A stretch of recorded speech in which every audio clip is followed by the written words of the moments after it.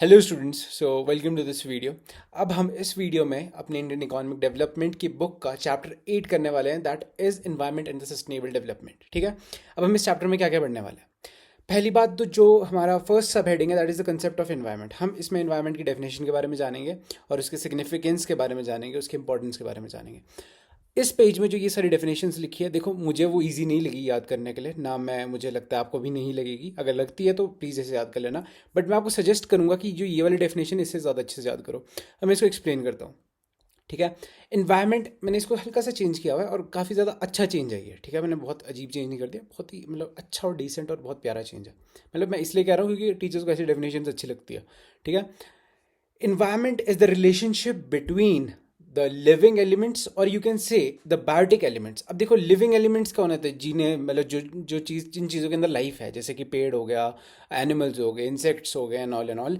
ठीक है। इन्वायरमेंट का क्या है, एक रिलेशनशिप है किसके बीच में, जो लोग जो चीज़ें जिंदा हैं जिनके अंदर लाइफ है, जैसे कि बायोटिक एलिमेंट्स। बायोटिक का मतलब होता है जिंदा चीज़ें। ठीक है। Biotic elements as well as the non living elements. Non living elements कौन है भाई, बचपन में पढ़ा आपने फर्स्ट क्लास में, नॉन लिविंग थिंग्स वगैरह। ठीक है, जिनके अंदर लाइफ नहीं है, जैसे कि water, air, sunlight and things like this. ठीक है। और हाँ, नॉन लिविंग थिंग्स को और क्या बोलते हैं, ए बायोटिक। जिनके अंदर लाइफ होती है उनको कहते हैं बायोटिक, जिनके अंदर लाइफ नहीं होती है उन्हें कहते हैं ए बायोटिक। और ये जो डेफिनेशन आपने पक्का साइंस में 8th क्लास में पढ़ी हुई है। ठीक है। Environment it is the relationship between biotic elements as well as the abiotic elements. ठीक है। Which make up our surroundings. ये सारे हमारे सराउंडिंग को बनाते हैं। सराउंडिंग को कैसे बनाते हैं भाई, आप मेरे कमरे में दिख रहा होगा आपको, लकड़ी यूज़ हुई है, वुड यूज़ हुआ है, ये भी नॉन लिविंग थिंग है। ठीक है। और आपने जब आप खिड़की से बाहर देखोगे आपको पेड़ पौधे दिखेंगे, वो क्या है, वो लिविंग एलिमेंट्स है। ठीक है। हाँ, यही चीज़ which make up which make up our surrounding, मतलब हमारे सराउंडिंग बनाते हैं and impacts our existence in the quality of our life. ठीक है। और जो ये बायोटिक और एबायोटिक एलिमेंट्स है, ये हमारी क्वालिटी को भी, क्वालिटी ऑफ लाइफ को भी इम्पैक्ट करते हैं, प्लस हमारे जो एग्जिस्टेंस है उसको भी इम्पैक्ट करते हैं। हमारे एग्जिस्टेंस को कैसे इम्पैक्ट करते हैं, एयर में ऑक्सीजन है। ठीक है।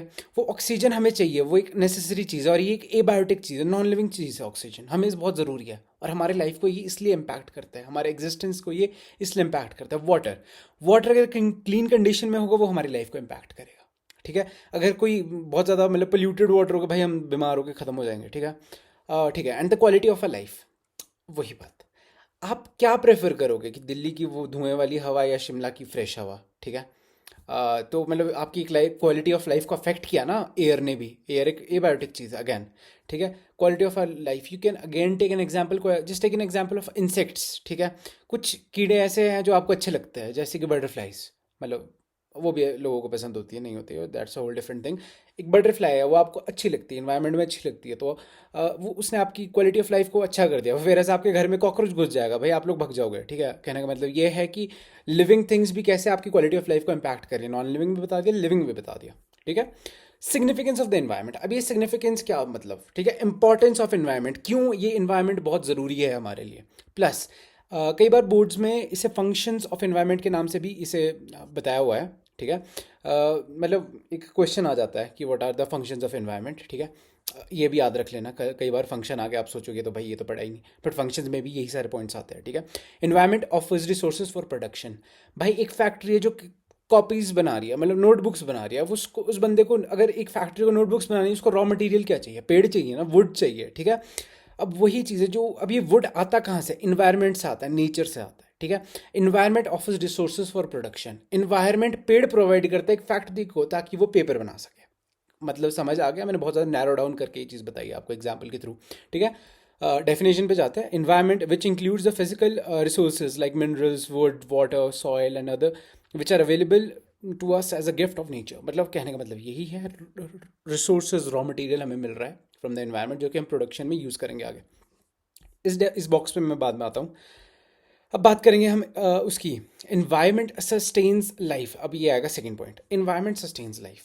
क्या कहने का मतलब है, इन्वायरमेंट ने हमें ज़िंदा रखा है एक तरह से, बहुत ज़्यादा हिंदी में बोलूँ अगर मैं आपको। ठीक है। इन्वायरमेंट सस्टेन्स लाइफ, इन्वायरमेंट की वजह से ही हम जिंदा है। कैसे जिंदा है, इन्वायरमेंट में ऑक्सीजन है, जिसकी मान लो ऑक्सीजन ना होती तो हम कैसे जिंदा होते। ठीक है।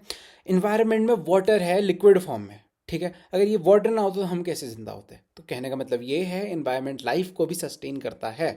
ठीक है, अब क्या इसमें और ज़्यादा फॉर्मल लैंग्वेज में बोला है मैंने, बहुत ज़्यादा सिंपल लैंग्वेज में आपको एक्सप्लेन किया। फॉर्मल लैंग्वेज की अब डेफिनेशन पढ़ते हैं। Environment includes sun, soil, water and air which are essential ingredients for the sustenance of the life. से ये सब कुछ चीज़ें बहुत ज़्यादा एसेंशियल होती है for the sustenance of life. ये वो सो जो मैंने बताया आपको। Environment assimilates the waste. Assimilates क्या होता है?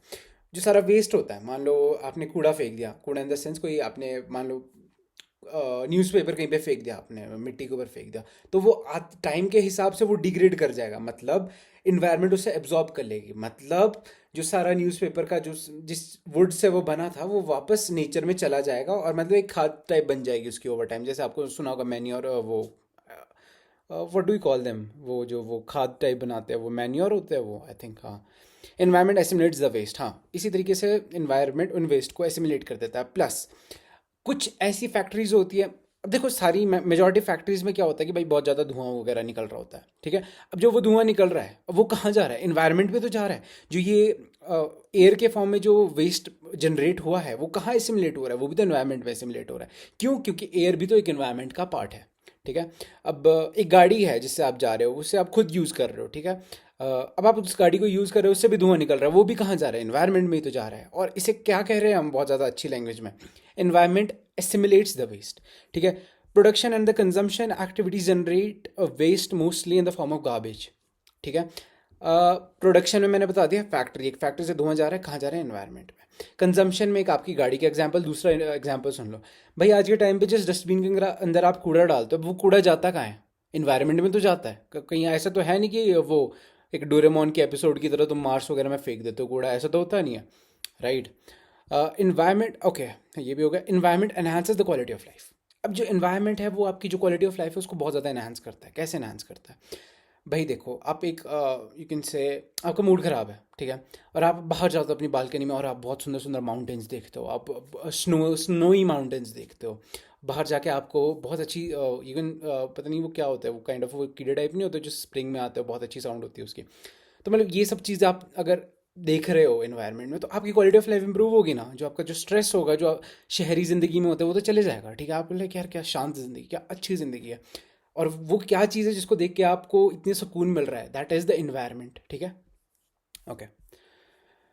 इन्वायरमेंटल क्राइसिस, ठीक है, ये जो ये वाला सब हेडिंग है इसके ऊपर भी मैंने बहुत ज़्यादा क्वेश्चन देखे, क्योंकि ये नहीं, वैसे और मैं एक और चीज़ बताऊँ, इस टॉपिक से आने एक क्वेश्चन आने के मैं कह सकता हूँ कि 60 to 70% प्रोबेबिलिटीज है सिर्फ इस पार्ट से। इन्वायरमेंटल क्राइसिस ना दो चीज़ों से होता है। When the carrying capacity of the environment जो होती है ना वो डिसबैलेंस में होती है। एक बार बहुत ऊपर ऊपर से सुनना, उसके बाद डिटेल में बताता हूँ। जो absorptive capacity of the environment है वो भी जब डिसबैलेंस में होती है, ये तब जाके इन्वायरमेंट क्राइसिस हमारा हो जाता है। ठीक है, अब ये carrying capacity of the environment क्या है? ठीक है, जस्ट टेक एन एग्जांपल, आप एक जंगल में करीब 50 पेड़ काट जाते हो, बदले में आप वहाँ पे सिर्फ 2 पेड़ लगाते हो। That is going to be the disbalance of the carrying capacity of the environment. अब मैं आपको फॉर्मल डेफिनेशन में जाता हूँ। पहले तो मेरा एग्जाम्पल याद है ना कि आपने करीब 50 पेड़ काट दिया, बदले में आपने सिर्फ 2 ही लगाए। अब उन 2 पेड़ को भी उगने में करीब 50 से 100 साल लग जाएंगे, मतलब, और आपने जो लॉस किया एनवायरनमेंट को वो बहुत ज़्यादा था। It refers to the state of balance between rate at which natural resources are exploited and the rate at which these resources are generated. आपका जो रेट है, मतलब आपकी जो स्पीड है जंगल काटने की, वो बहुत ज़्यादा है। आपने 50 पेड़ काट दिया, और the rate at which these resources are regenerated, regeneration के लिए आपने नाम के 2 पेड़ लगा दिए और उन 2 पेड़ों को भी उगने में 50 साल लग जाएंगे। कहने का मतलब क्या है? जो हमारे यू कैन से जो नेचुरल रिसोर्सेज को जो एक्सप्लॉइट करने की जो स्पीड है हमारी वो बहुत ज़्यादा है, और रिसोर्सेज को रीजनरेट होने की स्पीड बहुत ज़्यादा कम है। ठीक है, it refers to the state of balance. अब ये बैलेंस नहीं है। जस्ट टेक एन एग्जाम्पल, आपने 50 पेड़ काटे और 100 पेड़ लगा दिए। Now this won't be the case of disbalance, मतलब डिसबैलेंस तो होगा but disbalance would be on the positive side, मतलब इन्वायरमेंट को बेनिफिट हो रहा है ना कि इन्वायरमेंट को लॉस हो रहा है। ठीक है, मतलब इनिशियली तो होगा, बाद में तो लॉस रिकवर हो ही जाएगा। Implying that the resources remain intact, in other words carrying capacity, मतलब इंपॉर्टेंट नहीं है, रहने दो। बस ये डेफिनेशन बहुत इंपॉर्टेंट है। एग्जाम्पल जैसे मैंने आपको बताया वो आप लिख सकते हो, इट्स ऑल ऑन यू। ठीक है, absorptive capacity of the environment. अब ये absorptive capacity of the environment क्या होता है? जस्ट टेक एन एग्जाम्पल, भाई आपने इतना ज़्यादा कूड़ा, मतलब आज नहीं, चलो कूड़ा छोड़ देते हैं एक सेकंड के लिए। अब आज के टाइम की सिचुएशन देखते हैं। हमारा जो इन्वायरमेंट है उसमें ग्रीन हाउस गैसेज इतनी ज़्यादा हो चुकी है। इतना ज़्यादा कार्बन डाइऑक्साइड हो चुका है कि हमारा जो अंटार्कटिका के ग्लेशियर्स है वो पिघल रहे हैं। पिघलने से क्या हो रहा है, जो वाटर लेवल है वो बहुत ज़्यादा राइज कर रहा है। कहने का क्या मतलब है, जो हमारा इन्वायरमेंट है वो उस कार्बन डाइऑक्साइड को अब्जॉर्ब नहीं कर पाया। इतना ज़्यादा कार्बन डाइऑक्साइड हो गया कि जो हमारे पेड़ बोले कि भाई इतना नहीं किया जा रहा एब्जॉर्ब। हाँ भाई, तो ऐसा कर, वो पिघला ही दे तू, जितने भी वो है ग्लेशियर्स पड़े हैं। ठीक है, एग्जाम्पल है ये, ठीक है, just it's okay bro, personal नहीं होना। It refers to the ability of the environment to absorb the waste occurring due to the production and the consumption activities in the economy. क्या है, the ability of the environment to absorb the waste, ability of the environment to absorb that carbon dioxide that was generated by your vehicles and by the industries। कहने का मतलब क्या है, जो carbon dioxide बाहर निकला है गाड़ी से और फैक्ट्री से, वो एब्जॉर्ब नहीं कर पा रहे एनवायरमेंट। ठीक है, कहने का मतलब क्या है, एब्जॉर्बिव कैपेसिटी ऑफ द एनवायरमेंट मतलब बहुत ज़्यादा नीचे चल रही है और बहुत ज़्यादा लोअर चल रही है। ठीक है, ओके। अब ये इन्वायरमेंटल क्राइसिस क्या होता है, ठीक है, जब carrying capacity of the environment की हालत ख़राब हो और absorptive capacity of the environment की भी हालत ख़राब हो, जब ये दो सिचुएशन होती है तब जाके इन्वायरमेंट क्राइसिस होता है। Environment crisis occurs when the carrying capacity of the environment is challenged और exceeded through the excessive exploitation of the natural resources और when the generation of the waste exceeds the absorptive capacity of the environment. इस जो ये जो तीन line है इसमें ये दोनों पूरे कवर हो चुके हैं। कहने का मतलब क्या है, इन्वायरमेंट क्राइसिस कब आते हैं, ठीक है, when the carrying capacity of the environment is challenged. Carrying capacity जो एनवायरनमेंट की होती है, जो रिसोर्सेज को रीजनरेट करने की एबिलिटी होती है जो एनवायरनमेंट की, ठीक है, जब वो डिसबैलेंस हो जाती है, जब वो बहुत ज़्यादा carrying capacity of the environment बहुत ज़्यादा बढ़ जाती है, ठीक है, exceeds through the excessive exploitation of the natural resources. कैसे बढ़ जाती है carrying capacity of the environment, जब आप बहुत जल्दी जल्दी पेड़ काटते हो और यू कैन से आप बहुत जल्दी जल्दी अपने नेचुरल रिसोर्सेज को एक्सप्लॉइट करते हो। ठीक है, एक्सप्लॉइट का मतलब यूज़ करते हो बहुत हार्शली। ठीक है, ओके। नेचुरल रिसोर्सेज और when the generation of the waste exceeds the absorptive capacity of the environment. ठीक है, इसका मतलब क्या है, आप बहुत ज़्यादा कार्बन डाइऑक्साइड जनरेट कर रहे हो और आपके पास उतने पेड़ भी नहीं जितने उसे वापस एब्जॉर्ब कर पाए। मतलब कि आप ज़्यादा चीज़ मतलब ज़्यादा वेस्ट जनरेट कर रहे हो और उस वेस्ट को वापस ठीक करने के लिए पेड़ हमारे पास कम है और रिसोर्सेज हमारे पास कम है। Okay, environment crisis manifest through the global warming climate change, यही बात है, ये आगे बहुत डिटेल में करेंगे, इसको छोड़ दो एक सेकंड के लिए। ओके ओके, वो एक सेकंड, इसको हम भूल गए। ठीक है, what are renewable resources, non renewable resources. भाई 7th 8th का कॉन्सेप्ट वापस आ गया है। ठीक है, रेन्यूएबल रिसोर्सेज क्या होता है, resources are those things which can be replenished and are not likely to exhaust और deplete on use. Example wood, sea, animal. कहने का मतलब क्या है, रेन्यूएबल रिसोर्सेज वो रिसोर्सेज होते हैं जो कि रिप्लेनिश हो जाते हैं, जो रीन्यू हो जाते हैं टाइम के हिसाब से, एकदम ख़त्म नहीं हो जाते, वापस रीन्यू हो जाते, जैसे कि वाटर हो गया, वाटर भी रीन्यू हो जाता है टाइम के हिसाब से। ठीक है, एयर है, एयर भी एक रेन्यूएबल रिसोर्स है। जो एनिमल्स है, जानवर है, वो भी एक रेन्यूएबल रिसोर्स है। जो पेड़ है वो भी एक रेन्यूएबल रिसोर्स है। पेड़ कैसे रेन्यूएबल रिसोर्सेज है, भाई आज काटोगे और 10 अगर लगा दोगे तो फ्यूचर में आपके पास और पेड़ आ जाएंगे। ठीक है, नॉन रेन्यूएबल रिसोर्सेज क्या होते हैं, भाई जो आज जो अगर एक बार आपने यूज़ कर लिया तो कर लिया, वो वापस नहीं आते। वापस नहीं आते का कहने का मतलब क्या है, जैसे कि पेट्रोलियम, भाई आपने पेट्रोल डाल दिया अपनी गाड़ी में, उसका धुआं बन जाएगा, उसको फूक के उसका धुआं बन जाएगा। अब उस धुएं से आप वापस पेट्रोल नहीं बना सकते। अब वो धुआं गया तो गया, पेट्रोल गया तो गया।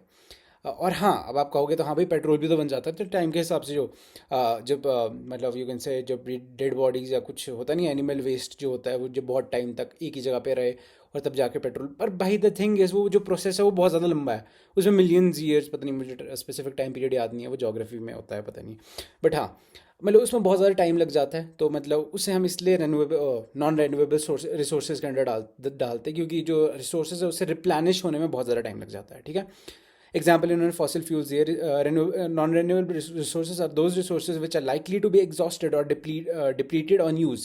The rate at which these resources are regenerated is far short of the rate at which these resources are being exploited for use. कहने का मतलब ये है जिसकी जब वापस बनने की जो प्रोसीजर है वो बहुत ज़्यादा लंबा है और जिस स्पीड से आप यूज़ कर रहे हो वो बहुत ज़्यादा कम है। मतलब बहुत आप ज़्यादा यूज़ कर पा रहे हो और जो टाइम पीरियड लग रहा है वापस उस फॉसिल फ्यूल को बनने का वो बहुत ज़्यादा है। ठीक है, अब हम बात करेंगे इस ब्लू बॉक्स की। इसके ऊपर काफ़ी ज़्यादा अच्छे क्वेश्चंस होते हैं। Environment crisis have high opportunity cost, इसका क्या मतलब हुआ? जो हाई इन्वायरमेंट क्राइसिस की अपॉर्चुनिटी कॉस्ट, ये आप सोच रहे हो कुछ हमने क्लास 11th में पढ़ा था। मुझे पता है 11th का तुम्हें याद नहीं है, तुमने सिर्फ मजे किया है 11th में, तो मैं इसे ज़्यादा अच्छे से ईजिली बहुत अच्छे से एक्सप्लेन कर देता हूँ। Opportunity cost is the sacrifice made for enjoying an opportunity. आपको अगर अपनी फ्यूचर जॉब इंजॉय करनी है तो आज का जो ये टीनेज में क्लबिंग वगैरह करने का टाइम है उसको पढ़ने में यूज़ करो। कहने का मतलब क्या है, आपने अपना इंजॉयमेंट वाला टाइम सेक्रीफाइस किया ताकि आप फ्यूचर में अच्छी जॉब ले सको और अपना फ्यूचर सिक्योर कर सको। कहने का मतलब अगेन क्या है कि आप एक चीज़ को सॉरी, एक चीज़ को आप सेक्रीफाइस कर रहे हो ताकि आप एक दूसरी चीज़ ले सको, ठीक है, तो दूसरी चीज़ को अचीव कर सको, ठीक है। This may be categorized as avoidable and unavoidable. Unavoidable is when the examiner the wheat is grown. देखो, अब देखो, एक है अवॉइडेबल, एक होते हैं अनअवॉइडेबल सेक्रीफाइसेस। अवॉइडेबल अनअवॉइडेबल कैसे सेक्रीफाइसेस है भाई, आपके पास एक ज़मीन है, उस ज़मीन में आपने वीट उगाया। अब देखो, आपने वीट उगाया पर आपने क्या सेक्रीफाइस किया, आप उसी ज़मीन में चावल भी तो उगा सकते थे, ठीक है। आपने जो एक अपॉर्चुनिटी थी चावल उगाने की वो आपने सेक्रीफाइस कर लिया और आपने उसकी जगह वीट ही लगा दिया उस खेत में, पूरे खेत में। तो कहने का मतलब क्या है, और ये अनअवॉइडेबल वो है, सेक्रीफाइस है, ठीक है। अगर आपको पूरे खेत में वीट लगाना है तो वीट ही लगाना है, आप इसको अवॉइड नहीं कर, ऐसे नहीं सोच सकते भाई एक और खेत किसी से उधार पे मांग लेता हूँ वहाँ पे राइस लगा, ऐसा नहीं चलता, ठीक है। जो मतलब जो रियलिटी है वो यही है कि जो आपके पास खेत है उसमें आप वीट लगाओगे या राइस लगाओगे, अब आपकी मर्जी, आपने क्या चीज़ सेक्रीफाइस करनी है, ठीक है। Okay, on the piece of land, loss of the output of the rice is unavoidable, opportunity ये भी होगा। Opportunity cost is avoidable when for example excessive smoke is emitted because of the poor maintenance of the vehicle, ठीक है। आपने एक चीज़ सुनी होगी, जब एक गाड़ी जो बहुत ज़्यादा पुरानी हो जाती है उससे ज़्यादा धुआं निकलता है, वो पेट्रोल को ज़्यादा अच्छे से एब्जॉर्ब नहीं कर पाती, मतलब अच्छे से पेट्रोल को यूटिलाइज नहीं कर पाती, तो उन लोगों को बहुत ज़्यादा धुआं धुआं निकल रहा होता है। और उससे क्या होता है, और इसका क्या मतलब है कि ये एक अवॉइडेबल है। भाई तो नई गाड़ी खरीद ले, क्यों ये पुरानी गाड़ी चला रहा है जिससे इतना धुआं धुआं निकल रहा है और इन्वायरमेंट भी ख़राब कर रहा है। जो काइंड ऑफ जो तू सेक्रीफाइस जो ये सेक्रीफाइस है ना भाई, इन्वायरमेंट को काइंड ऑफ एक्सप्लॉइट करने का, भाई ये ठीक हो सकता है जब तू गाड़ी रिप्लेस कर देगा, ठीक है। मतलब ये जो कि तू जो इतना स्मोक है इसे तू ख़त्म कर सकता है जब तू एक ऐसी गाड़ी ले जिससे कम धुआं निकलता हो, या इलेक्ट्रिक गाड़ी ले ले सीधा। कहने का मतलब ये है, ठीक है। Environment crisis have a high opportunity cost because of the following reasons. Environment crisis के बहुत ज़्यादा हाई अपॉर्चुनिटी का कॉस्ट होती है। अपॉर्चुनिटी कॉस्ट का क्या मतलब हुआ, जो इन्वायरमेंट क्राइसिस होते हैं उससे ज़्यादा उसके लिए उससे बचने के लिए आपको बहुत ज़्यादा बड़े बड़े सेक्रीफाइसेस करने पड़ते हैं। कैसे?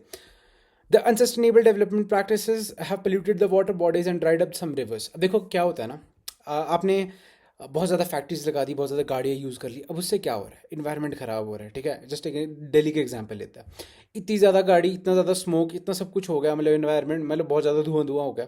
अब भाई रेन हो रही है, रेन थोड़ी हो रही है, वो एसिड रेन हो रही है। एसिड रेन से क्या हो रहा है भाई, जो आपके बादल है जिससे पानी नीचे से जा रहा है पौधों के ऊपर, पौधे भी ख़राब हो रहे हैं। अब आपको ये एसिड रेन बंद करानी है, इसके लिए आपको बहुत ज़्यादा तामझाम करना पड़ेगा, पता नहीं क्या गन्स लगानी पड़ेगी, मतलब होता नहीं, एक आती है वाटर गन्स आती है जिससे ये स्मोक चले जाता है, मतलब ये सब कुछ तामझाम करना पड़ेगा और मतलब बहुत ज़्यादा एक्सपेंसिव चीज़ हो जाएगी। अगर ये चीज़ आप पहले ही ना करते, मतलब पहले ही इतना ज़्यादा गाड़ियों को इतना ज़्यादा यू कैन से एफिशिएंट बनाते, या गाड़ियाँ सीधा इलेक्ट्रिक गाड़ियाँ डेवलप करते, पेट्रोलियम गाड़ियाँ कभी इंट्रोड्यूस ही ना करते, तो आप इस चीज़ को बचा सकते थे। मतलब कहने का मतलब ये है कि अब आपको बहुत ज़्यादा खर्चा करना पड़ेगा जब आप, अगर आपको अपनी वो पुरानी सुकून वाली लाइफ चाहिए, मतलब पुरानी अच्छी हवा चाहिए, जैसे दिल्ली में वैसे नहीं, अच्छी जो पुरानी होती हुआ करती थी, ठीक है। अब बात करेंगे intensive and extensive extraction of the resources, exhausted some vital resource. अब कहने का मतलब ये है, देखो अब जो आपका जैसे एग्जांपल लेते हैं हम, पेट्रोलियम ही वापस ला लेते हैं। अब देखो, आपने पेट्रोलियम इतना निकाल दिया, एक एग्जांपल दे रहा हूँ, वैसे पेट्रोलियम बहुत पड़ा है हमारे पास। एक एग्जाम्पल करते, एक जगह है वहाँ से आपने पेट्रोलियम सारी ख़त्म कर दिया, इतना ज़्यादा निकाल दिया। अब भाई अब आपने आपने आपके आपने गाड़ियाँ भी खरीद ली बहुत सारी, ठीक है। अब उन गाड़ियों में आप पेट्रोलियम डालते हो, अब उस पेट्रोलियम को यूज़ करते हो आप। अब आपको पता लग गया भाई इस जगह से तो पेट्रोलियम नहीं है, पेट्रोल कहाँ से लाऊँ मैं। एग्जाम्पल ले रहा हूँ मैं, ऐसे नहीं सोचना कि हाँ भाई सऊदी से इंपोर्ट करा लेंगे, ये कर लेंगे, नहीं, एग्जाम्पल, ठीक है। अगर जिस दिन आपको पता लग जाएगा पेट्रोल ही खत्म हो गया, अब आप क्या करोगे, अब आप तो एडिक्टेड हो उस गाड़ी से, इस गाड़ी से तो अब पूरी दुनिया चली हुई, अब आप क्या करोगे। अब आपको इलेक्ट्रिक गाड़ियों में शिफ्ट होना पड़ेगा। अब इलेक्ट्रिक गाड़ी पे शिफ्ट होने के लिए भाई पहली बात तो इतना खर्चा करना पड़ेगा। अब सबको पता है कि इलेक्ट्रिक गाड़ी आज के टाइम पे काफ़ी ज़्यादा महंगी है। एग्जाम्पल ले रहा हूँ, वैसे सस्ती भी अब शायद अवेलेबल होगी, बट जो जब स्टार्टिंग में आई थी वो बहुत ज़्यादा महंगी थी। कहने का मतलब ये है, आपको एक चीज़ को यू कैन से बहुत बड़ा सेक्रीफाइस देना पड़ रहा है, मतलब बहुत ज़्यादा पैसे खर्च करने पड़ रहे हैं, जब अगर आपको वापस अपनी एक गाड़ी यूज़ करनी है जो आप पहले भी यूज़ करते थे, बट वो डीजल की थी, अब आपको इलेक्ट्रिक लेनी पड़ रही है just to avail that ease of transportation, ठीक है। Degradation of the environment has increase the cost of maintenance of the healthy life. इससे जो एक होता नहीं था मेंटेनेंस ऑफ हेल्दी लाइफ के लिए kind of you can say जो कॉस्ट होती थी वो अब बहुत ज़्यादा है अगर आपको हेल्दी लाइफ लीड करनी है, ठीक है। आज के टाइम पे ऑर्गेनिक फूड आइटम्स खरीदने के लिए जाओगे तो बहुत ज़्यादा एक्सपेंसिव हो गए। एक इंडिया में टाइम था जब होते ही ऑर्गेनिक प्रोडक्ट्स थे, जब भी केमिकल वगैरह कुछ पेस्टिसाइड वगैरह इंट्रोड्यूस ही नहीं हुए थे, फार्मर्स वगैरह अपने मतलब देसी चीज़ों से ही वो चीज़ें उगाते थे, फ्रूट्स वेजिटेबल्स वगैरह, और मतलब हेल्दी चीज़ें होती थी, एक टाइम होता था पहले, और मतलब वो बहुत सस्ते रेट्स पे मिल जाती थी, ठीक है। आज के टाइम पे अगर आप ऑर्गेनिक खरीदने चले गए तो बहुत ज़्यादा महंगी चीज़ें मिलने वाली है, ओके। सेक्रीफाइस, ये सब कुछ हो गया, ये पैराग्राफ हो गया, ये एग्जाम्पल मैंने 3 आपको बता दिया, मोर देन इनफ है, एग्जाम में अगर आए तो लिख देना। Causes of the environment crisis, अभी इन्वायरमेंट क्राइसिस किस तरीके से होता है, क्या क्या चीज़ें होती है, बचपन में बहुत लिखा हुआ है भाई, इतना से इतनी जो ये तो मतलब पढ़ते वक्त भी ऐसा लग रहा है कि बच्चों की बुक से पढ़ रहा हूँ मैं, ठीक है। पहली बात, क्यों कैसे होता है इन्वायरमेंट क्राइसिस, जब पॉपुलेशन एक्सप्लोजन, बहुत ज़्यादा पॉपुलेशन हो जाता है, conversion of the forest land into the industry and residential building. भाई अगर आपने इतनी ज़्यादा पॉपुलेशन होगी तो अब इन पॉपुलेशन को सुलाओगे खिलाओगे कहाँ पे, जंगल साफ करो, वहाँ पे घर बना दो, फैक्ट्री बना दो, ये कर दो वो कर दो। अगेन वाइड स्प्रेड पॉवर्टी, बहुत ज़्यादा पॉवर्टी है। पॉवर्टी में क्या सीन होता है, अब आप पूछोगे भाई पॉवर्टी से क्या इन्वायरमेंट खराब हो रहा है, भाई पॉवर्टी में तो कोई रिलेशन नहीं दिख रहा है इन्वायरमेंट का। पॉवर्टी में क्या, जो लोग बिलो पॉवर्टी लाइन होते हैं, जिनसे जो बहुत गरीब लोग होते हैं, अब उनके पास इतना पैसा तो होता नहीं कि वो एलपीजी वगैरह खरीदे, गवर्नमेंट पॉलिसीज जाए भाड़ में, एक सेकंड के लिए, ठीक है। तो अब वाइड स्प्रेड पॉवर्टी वगैरह होगी, गरीब लोग हैं भाई, अब वो एलपीजी गैस सिलेंडर खरीद नहीं सकते, वो क्या करेंगे, वो जंगल से लकड़ी लाएंगे, तोड़ेंगे, जला देंगे, उससे खाना बनाएंगे। अब जो ये जंगल तोड़ रहे, इससे तो पहली बात तो 2 चीज़ के नुकसान है, पहली बात पोल्यूशन हो रहा है, दूसरी बात जो पेड़ है वो काट रहे हैं वो लोग for just for making their food, ठीक है। वाइड स्प्रेड पॉवर्टी से भी इस तरीके से इन्वायरमेंट क्राइसिस होता है। इंक्रीजिंग अर्बनाइजेशन, बहुत ज़्यादा शहर बना रहे हो आप, पेड़ काट रहे हो, बिल्डिंगें खड़ी कर रहे हो, ये वो, सो उससे भी इन्वायरमेंट क्राइसिस हो रहा है, बहुत ईजी है। Increase in the use of the pesticide, insecticide pesticide in the chemical fertiliser, आप ज़्यादा पेस्टिसाइड्स यूज़ कर रहे हो, केमिकल फर्टिलाइजर यूज़ कर रहे हो, वो कहाँ जा रहा है, एंड में जा तो ज़मीन में ही रहा है भाई। बारिश आएगी तो आपके पेड़ों से जो आपके पौधे हो गए, जो प्लांट्स हो गए, उससे सारा नीचे ही जाएगा ज़मीन में। अब नीचे ज़मीन में जाएगा, वो ज़मीन में किस जगह जाएगा, ग्राउंड वाटर में जाएगा, वो ग्राउंड वाटर को फिर पोल्यूट कर देगा, ठीक है। रैपिड इंडस्ट्रियलाइजेशन, कैसे होता है, इंडस्ट्रीज बहुत ज़्यादा बन रही है, बहुत ज़्यादा फैक्ट्रीज बनी, फैक्ट्री में क्या होता है, धुआं निकलता है, स्मोक निकलता है फैक्ट्री से, या लिक्विड वेस्ट निकलता है, वो कहाँ जाता है, वो पानी में, उसमें रिवर्स में वो डाल देते हैं सीधा। कहने का मतलब क्या है कि फैक्ट्री से भी बहुत ज़्यादा काइंड ऑफ इन्वायरमेंट पोल्यूशन होता है, जिससे इन्वायरमेंट क्राइसिस आता है। Multiplicity of the transport vehicles, बहुत सारे ट्रांसपोर्ट व्हीकल्स है आज के टाइम में, एसयूवी, ये वो पता नहीं क्या, बस पता नहीं क्या चीज़ है, बहुत ज़्यादा ट्रांसपोर्टेशन का जो व्हीकल्स वगैरह बनी हुई है आज के टाइम पे 10-20 वैरायटी की, उससे भी बहुत ज़्यादा पोल्यूशन होता है हमारा, और जिससे इन्वायरमेंट में क्राइसिस आ जाता है, ठीक है। Disregard for the civil norms, this generate the public tends to generate this often the roads are littered, the horns and, ठीक है। कहने का मतलब क्या है, इन्वायरमेंट क्राइसिस, पोल्यूशन, यहाँ पे हमारी बुक में एग्जांपल एक तो दिया है इन्होंने, साउंड पोल्यूशन का, कि किस तरीके से बहुत बड़े बड़े स्पीकर लगाए होते लोगों ने, गाड़ियों में बूफर बजा के लगे चले होते हैं लोग, उससे क्या हो रहा है, पहली बात तो साउंड पोल्यूशन हो रहा है, ठीक है। सेकेंडली इन्होंने एक बात की कि रोड्स वगैरह पे सारे कूड़ा फेंक रहे होते हैं, गाड़ी में चिप्स खाया और रैपर बाहर खिड़की से बाहर फेंक दिया, वो भी एक काइंड ऑफ रीज़न, ये रीज़न है फॉर द एनवायरनमेंट क्राइसिस। इससे बहुत अच्छी इन्होंने बहुत अच्छी फॉर्मल डेफिनेशन में किस तरीके से लिखा है, that is a disregard for the civil norms, जो सिविल नॉर्म्स होते हैं, सोसाइटी के नॉर्म्स होते हैं, वो चीज़ लोग मानते ही नहीं है, वो बस अपनी करते हैं, मतलब कबाड़ फेंक देते हैं, स्वच्छ भारत अभियान गया बाढ़ में, ये सिचुएशन होती है लोगों की उस टाइम पे, ओके। सप्लाई डिमांड रिवर्सल, ये बहुत इंपॉर्टेंट और बहुत अच्छा कॉन्सेप्ट है, मेरे को बड़ा अच्छा पैराग्राफ लगता है। अब ये सप्लाई डिमांड रिवर्सल क्या चीज़ है, ठीक है। Environmental degradation has to a greater deal of the supply demand reversal, वही चीज़ लिखी है यहाँ पे, ठीक है, मतलब हेडिंग एक्सप्लेन की हुई है।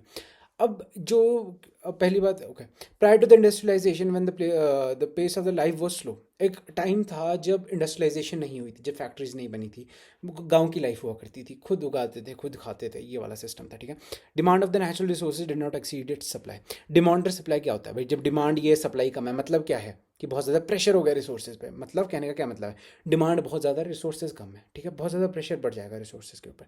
अब एक सिचुएशन ये है कि सप्लाई इतनी ज़्यादा, डिमांड इतनी है, कहने का क्या मतलब है, कोई कोई टेंशन रिसोर्सेज के ऊपर, कोई टेंशन नहीं, मज़े से लोग थोड़ा थोड़ा ले रहे हैं तो वापस रिसोर्सेज जनरेट हो जाते हैं, कहने का मतलब ये है, ठीक है। एक टाइम था जब हमारे पास बहुत ज़्यादा रिसोर्सेज हुआ करते थे, तो लोगों की डिमांड बहुत कम होती थी, ठीक है। तो वो टाइम बहुत अच्छा हुआ करता था, कहने का मतलब ये है।